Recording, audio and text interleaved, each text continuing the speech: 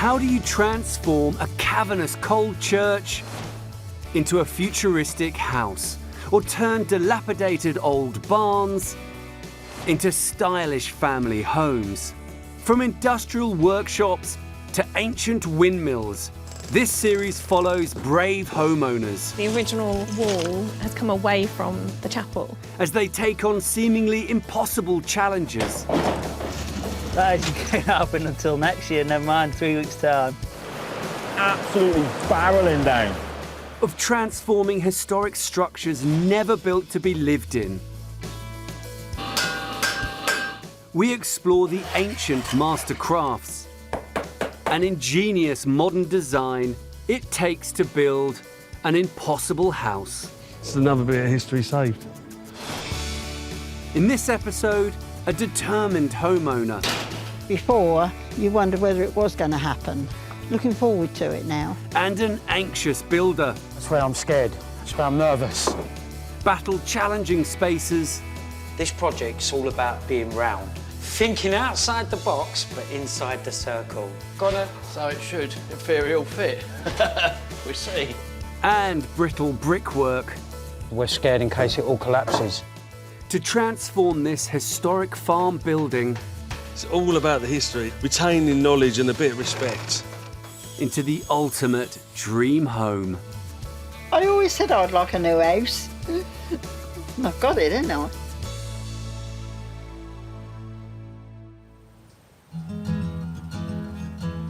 Kent, the mild climate and fertile landscape here have helped generations of farmers cultivate thriving crops.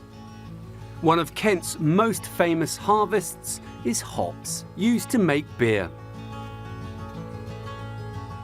During the 19th century, more than 70,000 acres of farmland here were used to grow hops, with local brewers producing up to 800 million gallons of beer a year.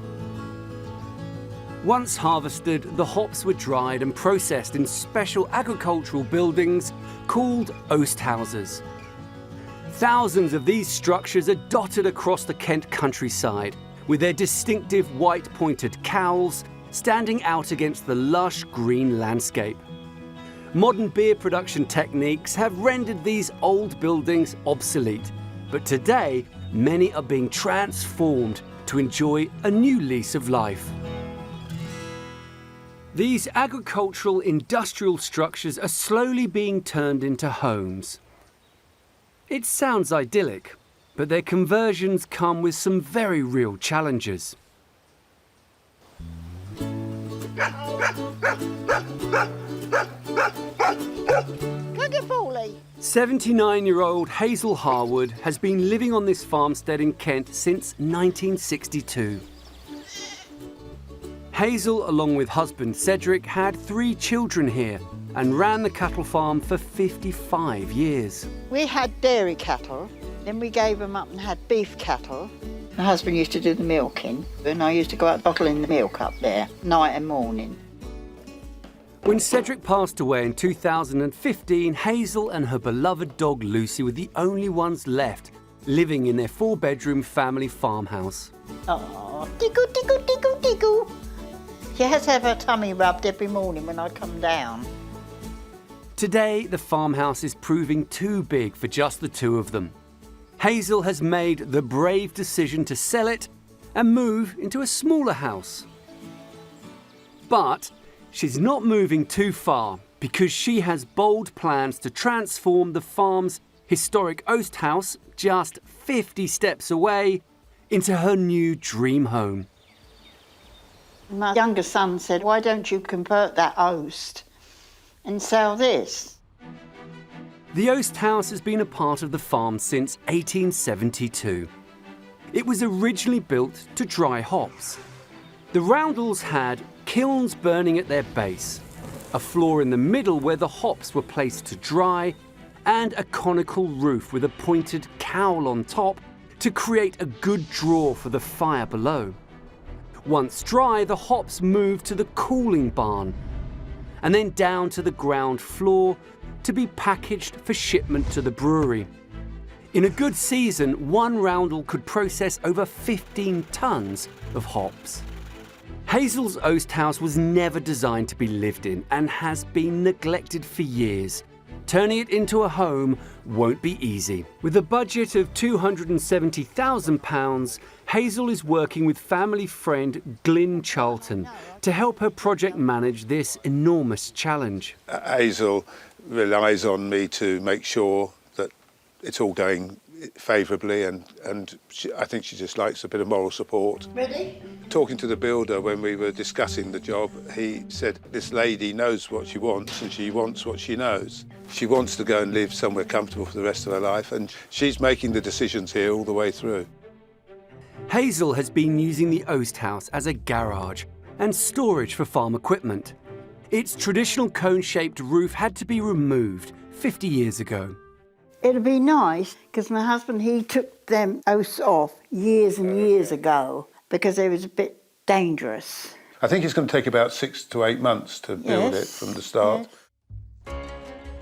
Hazel's vision is to radically transform the Oast house.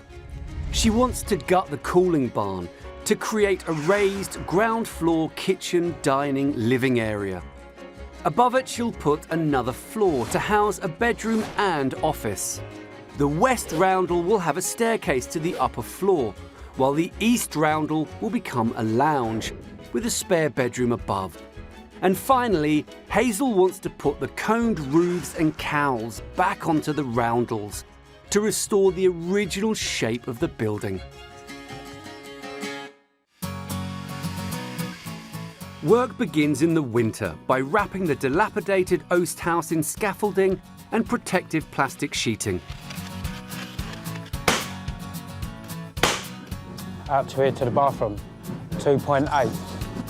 In charge of turning Hazel's dream into a reality is Director of Construction, Stu Benjamin. None of this is structural here, is it? Peckham-born builder Stu sees this as the job of a lifetime. It's been my goal forever, turning something that's over 100 years back to its original state, and to get the opportunity to do it is fantastic. Look where we are. Can't get much better than this. Here's going to be a utility room. We've got to put square cabinets, square washing machine into a roundel, which is really fantastic. We love these challenges. Stu's first real challenge is to stabilise this dilapidated building. This won't be easy. First, Stu must raise new concrete block walls inside the barn, and then assemble an internal skeleton of steel and structural timber that connect to the old wood frame. In the roundels, they must install 2 steel beams to support a floor. Timber joists will run from these into pockets in the original wall. They must do the same for the second floor. The wood and steel skeletons will tie the new and old structures together and prevent the Oast house from collapsing. We're literally building a building with inside a building. These here are the existing structure, so they're holding the 2 outer frames together. We can't take these off right until the end, because what will happen is we're scared in case it all collapses. So all this wall, which is original, is tied with that wall. If I do that, you can see that it's giving us a little bit of stability, hence why we're a bit concerned about taking these off. But we're leaving that right in. That's where I'm scared. That's where I'm nervous. The 147-year-old brickwork is crumbling like cheese. It makes Stu's challenge of building a new house inside the old structure even tougher. We've cut out for the new doorway. If you can see, that brick's completely blown, so that brick will have to come out. But as we build the brickwork up, we'll take that out and redo it, just to give us our structure and our strength. And this is where our staircase comes. You'll walk around here, and then you'll walk up and walk up to the next floor. The winter weather makes the task of shoring up the exterior brickwork even more difficult. The bricklayers are pulled off today because it started raining all day. British weather, love it, because we're all waiting for the roof to go on, because it means everyone's inside, we ain't got to worry about the weather. Please, weather, love me. It will be an epic battle for Stu and the team to transform this challenging structure.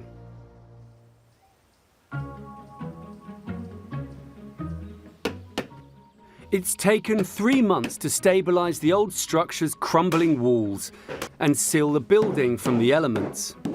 At the start of this project, the building hardly resembled an Oast house at all. But after months of hard work, it's time to start rebuilding, resurrecting that most iconic part of any Oast house, the roof. Around the edge of the roundel brickwork, Stuart's team must first cast a bed of sand and cement. On top of that, they'll put a wooden ring called a wall plate. To this, they attach 4 wooden rafters, which they connect with cross braces, and a wooden ring on top to give them strength. Then they add more rafters to make a cone-like shape and tie them together with wooden braces before covering the cones with felt and roof tiles. It rests on the shoulders of Darren Hole to erect the Titanic roof. So your insulation will come to there, and it will come out because you've got an inch here. Right. Darren runs a highly specialised 80-year-old family business that's dedicated to rebuilding and restoring the intricate roofs of Oast houses. We try and keep it as original as possible, and that's pretty much the same as it was 100 years ago. It's crucial that the wall plate sits perfectly level so that the tall cone-shaped roof doesn't lean. But the old brickwork makes this a challenge. If this plate wasn't level, it would show massively on the top. All the rafters that we pre-cut, they wouldn't fit. It looks simple, and we think it's simple, but I suppose it isn't. We make it look easy, but it's just because we've done it so many times before, it just works. There, yeah? Yeah, right there. Stu's keen to pick up the pace and complete the roof before spring showers arrive. By the end of the next week, I'm hoping the Oast will be watertight and this roof will be watertight. If we achieve that, I'm happy. If we don't, they're sacked.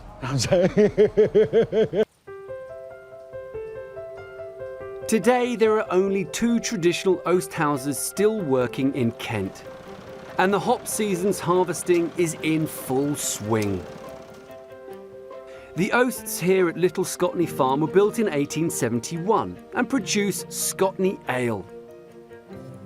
Their inner workings offer a unique insight into how Hazel's distinctive shaped roof would have been used when the building was originally operational.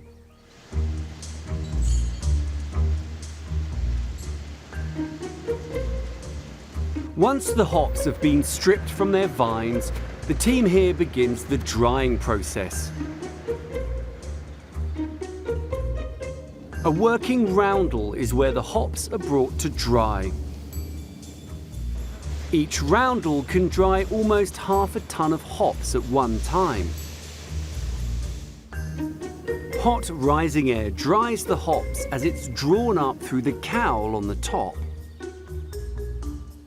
Once the hops are dry enough, they're dragged out into the cooling barn. The hops are now dry and crispy, ready to be added to beer, giving it the unique, traditional, hoppy flavour. In a good season, this 30-acre farm can produce over 60 tonnes of hops. In 1878, hop farming reached its peak. 77,000 acres of the land in Kent was used to farm this crop. That's almost 154,000 tonnes of hops. This is the process that would have gone on in Hazel's Oast house for 100 years. Hazel's 75-acre farm played a small part in this great British hop boom. It's taken 2 weeks of back-breaking work for Stu and Darren to erect the entire timber roof structure on Hazel's Oast house. Since Christmas, it's got on a lot. It's better now. Now you can see what's going on. Before, you wondered whether it was going to happen. Looking forward to it now. The next challenge is to seal the roof. To cover both roundels and the barn, the team are using traditional handmade Kent peg tiles. The guys are using a Tudor tile. They're called a Tudor mix. We wanted to make sure that the Oast and the barn was all as one. As you can see, all the felt's on, they're battening out. They've been here for 1 day, and this is the progress they're making. What it means is we can start taking off the lid. We're in the dry. Fitting the rectangular tiles onto the cone-shaped roof isn't easy. With the tiles, we use squares and tapers. So that way, when it comes round, if the tile starts going downhill like that, the tape will swing it back round. And then every fifth row, we'll sand and cement each tile so that holds them all tight, so they won't come off when it's a windy day. Tiling the exterior of the conical roof takes great skill and craftsmanship. The task of transforming the interior of this unusually shaped space into a practical living area calls for an equal amount of expertise and imagination. Today, Oast houses are among many complex-shaped historic structures that are being turned into extraordinary abodes. In 1820, there were up to 10,000 windmills dotted across the UK. Today, only 400 remain. Some have been given a new lease of life by being transformed into homes. In the Suffolk countryside, the circular form of this 19th century windmill proved a huge challenge for its owners, Natalie and Steve Roberts, to reconfigure into practical living space. Probably the main headache really was the fact that the building was round and just everything had to be made bespoke to fit the fact that the building is round. There's pretty much nothing in here that's bought off the shelf, and if it is, we've had to adapt it to fit to the space. Natalie and Steve created a practical living space here by building bespoke furniture, curved worktops, and bedroom headboards that hug the round walls.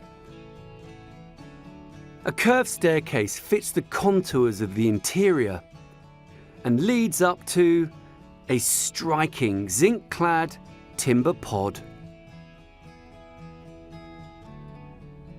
The inside almost looks like the hull of a boat, and I believe in the past people who used to make the actual domes to the windmills actually used to be boat builders. The living space at the top is actually a surprisingly large space. It's very tall, a very, very cosy space. Innovative design and materials have helped breathe new life into this iconic piece of industrial heritage.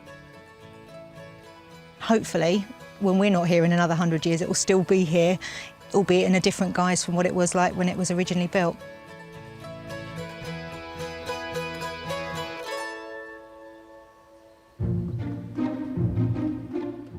In Kent, it's taken 4 weeks for Stu and Darren to complete the roof on Hazel's Oast house. But a last-minute request, a new window, means they have to undo some of their handiwork. If I'm being honest, I'd rather they said that now. Last thing I wanted to do was plasterboard all this, plaster it, and then have to do it. That's what happens, that's building. Yeah, what's that say? Oh, what about that?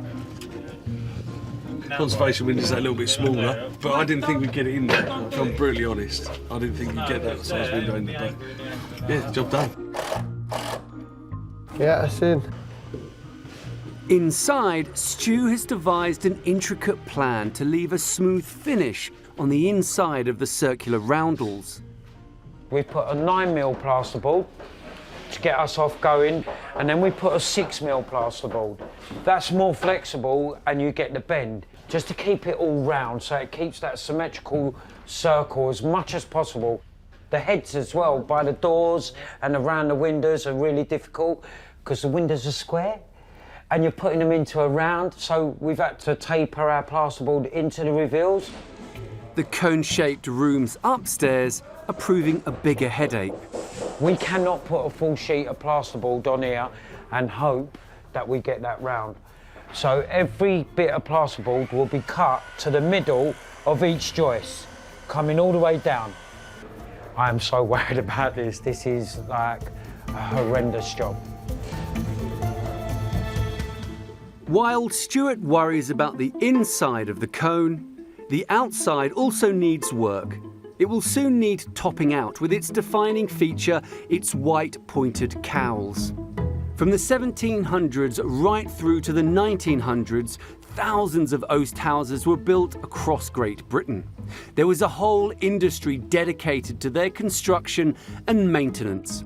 And if you search hard enough, you can still find remnants of that vibrant artisan community.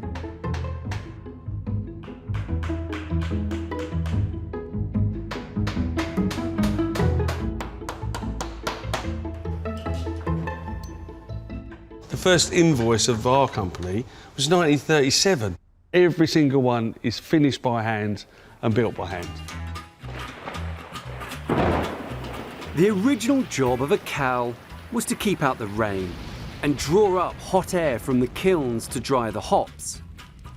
Each cowl rests on a long wooden pole, which lets it rotate through 360 degrees. Its clever angled shape means that when the wind blows, the cowl always has its back to the breeze to make sure an Oast house can work in all weather.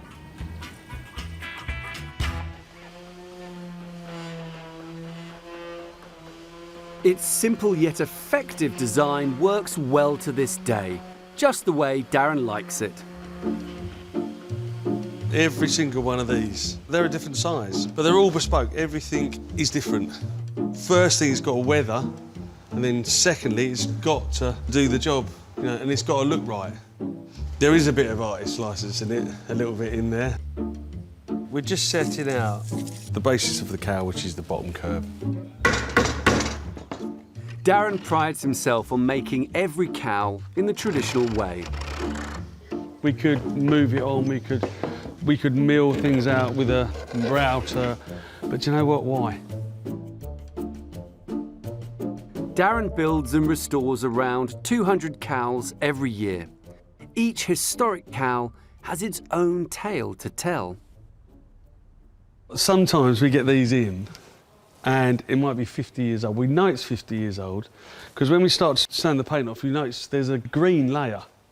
So back in World War II, the Luftwaffe were using the white spots as they were flying over as reference points to plot their way to drop the bombs. And that's why they painted them out green up there, so they couldn't use them as a plotting point.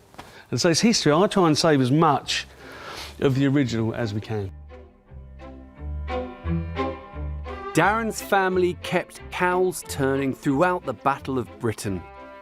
In this workshop, even the toolbox is an ancient artefact. This is why I've got so much respect for the ancestors. And I've got a saw like that, which is a sliding miter saw, but everything that we can do, they would do with these. This would have been used by somebody in my family 100 years ago. So imagine I'm pulling out a tape here that one of my ancestors would have looked and he would have gone, right, I'm going to measure that cross string, I'm going to measure the top of that keel.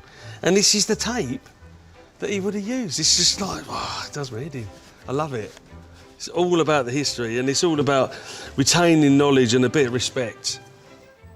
The business is now 4 generations strong, with Darren's 24-year-old son, Brandon, next in line to pass the knowledge on. Brandon's the 4th generation. I'm the 3rd. Then there's Dave, Spider, as we call him. He taught me. And then his father-in-law taught him, Martha. There's a god. Yeah, it's pretty cool, mate. Pretty good. I love my job.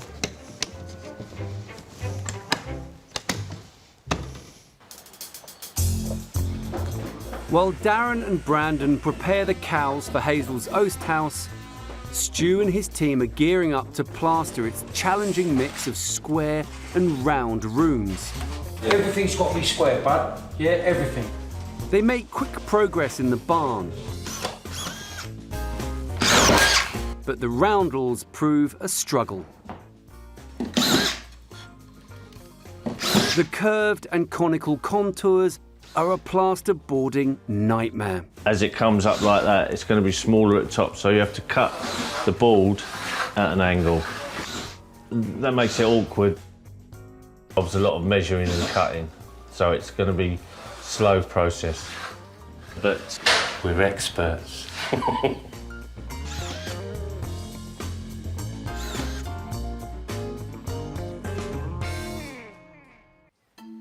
Following years of neglect, Hazel's Oast house is structurally stable, and its roof turrets have been resurrected for the first time in half a century. After 5 months, the structure is looking more like its original mid-19th century self again. Today, the team reaches a landmark moment. Darren is back on site to install the cowls. Well, so basically this goes in the bottom of the post. So and then we'll fit this into the top of the roof, and these work together. When we fit the cowl, this is fitted in the top of the roof, and then it'll be full of grease, and then before we fit every cowl, we always put the Queen's Head in there, or the coin of the realm that goes in there, and then the cowl will come down with the pin in the bottom, locate in there with all the grease, and it will turn on that. It's really simple, not complicated, no bearings, nothing to go wrong, nothing to seize up. And it's as it would have been 100 years ago. Darren has constructed the roof in the traditional way, but with one essential addition, a watertight cap. Originally, this wouldn't have been here. It would have been open, so the air would have come up through the kiln, drawn up through the cowl, and the front will suck the air out from inside and put all those flames up and get it all burning and get it drying, and it's perfect.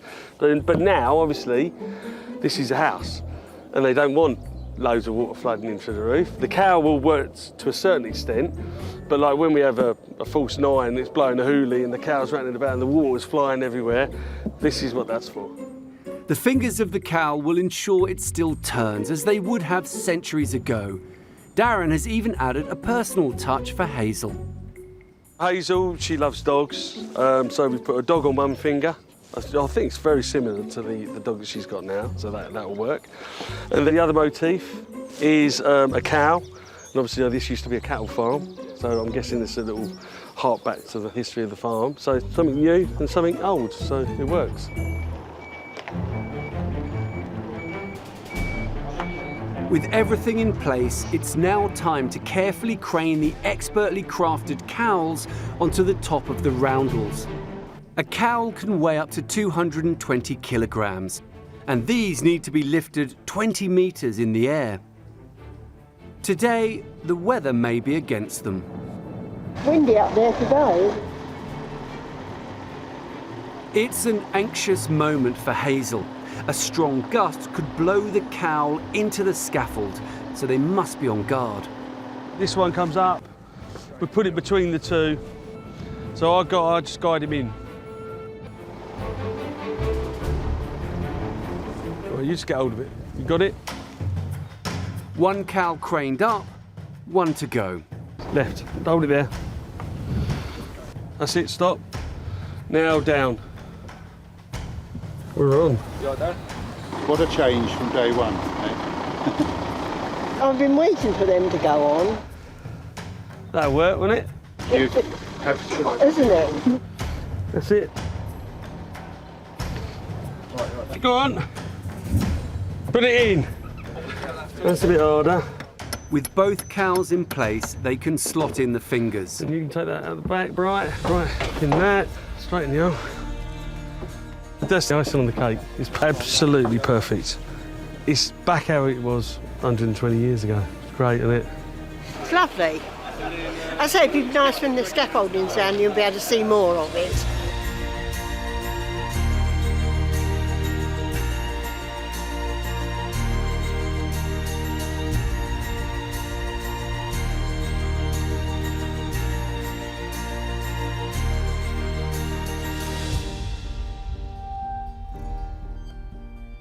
Back in the day when they were picking hops, the family would go picking hops, and every time they picked a bushel, they'd go to see the tally man, and he'd pull out his tally stick for that family, and he'd put a notch on it.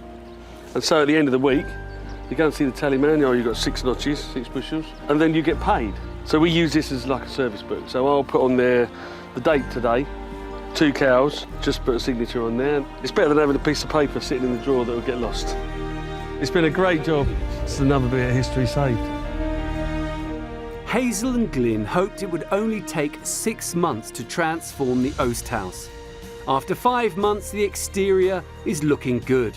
The roof is sealed, the exterior brickwork restored. The team's final challenge is to turn the unusual shaped interior spaces into functional rooms. This project's all about being round. Everything's round. You're in a round room, keep everything round, and that's the main goal. Thinking outside the box, but inside the circle. With the interior space divided up and walls smoothly plastered, Stu's next task is to install the timber fittings. We've put all the skirting on now, and we've done all the window boards like this in the roundels, so we've kept the curvature, it's all rounded off. One of Stu's biggest challenges is to fit a square staircase to these round walls. His plan is to build it in many straight sections. Stu must connect each section to the curved wall, as well as a centre post that bears the weight. They must fit together perfectly and hug the walls precisely, so the straight edges blend seamlessly to the contours of the roundel. So this is my staircase. Each section of the staircase is being cut to size in a workshop off-site. I'm like a kid with sweets. The big question, will it fit? Yeah, the things with the Oast houses, it was never designed to have a staircase in the first place.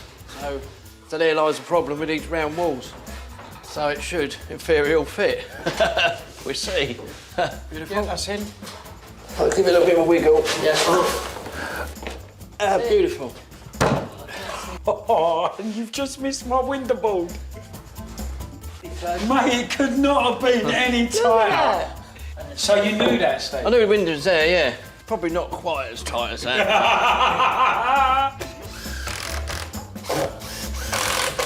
Yep, got it. I'll lift it up. It's good to be like living in the area and actually working on some of these old buildings. It's nice to see them coming back to life. With the staircase in, the team races to complete the finishing touches.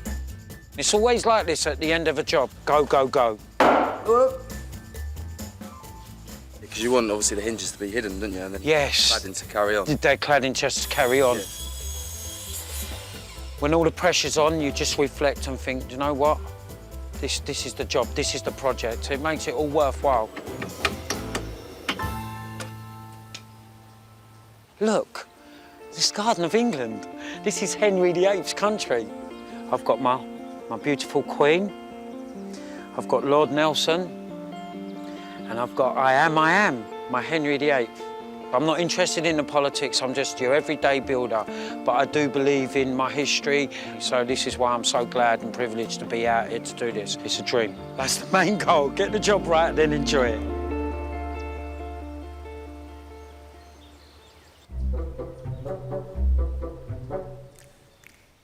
At the old farmhouse, 79-year-old Hazel is gearing up for her first house move in 57 years. We've already packed a few things up, you know, different bits and pieces, photographs, ornaments, getting it all ship-shaped. Years ago, my husband used to say that would make a nice house, the Oast, and it's come true.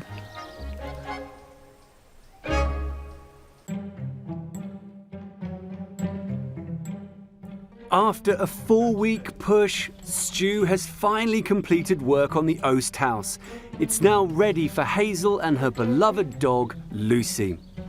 That's a good girl, because you're going down there to live, aren't you? When I stand here and look at that, I'm so happy. What an achievement. Beautiful. Today, Stu is handing the keys back to Hazel. Morning, Hazel. Morning, Stuart. How you doing? All right, thank you. Nervous? Yes and no. Hazel has sold the old farmhouse to a young family, meaning the move to the Oast house is imminent. Well, how do you feel about leaving a big part of your life, this house? I've got to move on. Somebody else is coming in here. They've got children, and I hope they'll be happy. Ah, quality. So you've got no regrets? No. You're looking forward to the change? Yes. God, you're brave. Yeah. My wife hates change. Well, I hope this will be the first one. Oh, was it? Yeah, since I was married, so we just see how it goes. Stu and his team have spent over 7 months working to bring Hazel's Oast house back to life. It's finally time to say goodbye. Hazel. Yes. Thank you. Thank you very much indeed. You're welcome. Kiss cuddle. Yeah. All right. So you got your new house now? Yes. Thank you very much for all your boys, what you've done.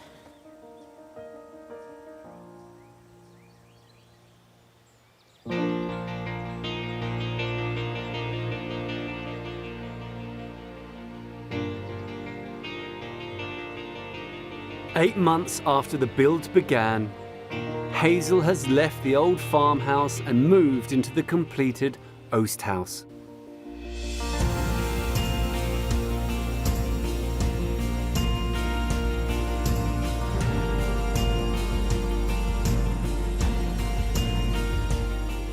The Oast house has been fully restored to its former glory.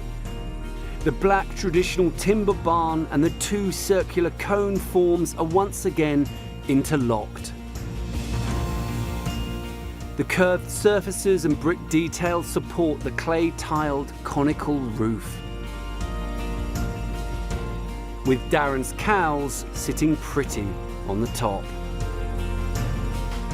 It has undergone a truly remarkable transformation by mixing intensive labour and fine craftsmanship. This old farm workhorse has been reconfigured into a comfy house.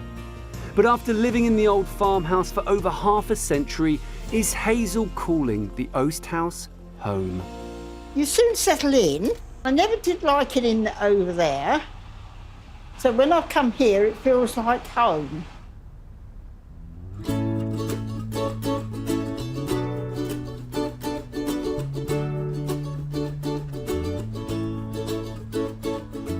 The inside of this historic structure has undergone an extraordinary transformation. This end is the kitchen. It's nice and light.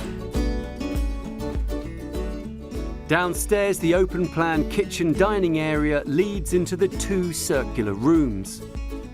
The east roundel is Hazel's new living room. This is the front room. It just looks nice in here. I can still look out the windows and have a nose and see what's going on. And the west roundel houses her utility room. I've got the washing machine, tumble dryer and my freezer in here. Stu's expertly crafted staircase fits seamlessly to the curved walls of the west roundel and leads up to the first floor landing.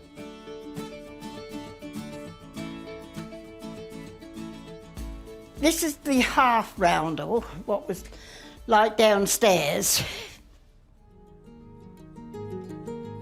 The east roundel has been transformed into a comfy bedroom. This is the other Oast, and it's been made into a bedroom.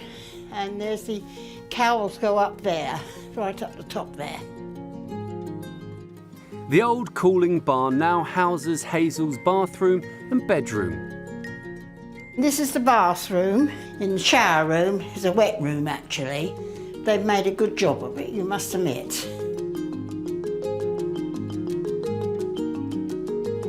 This is my room.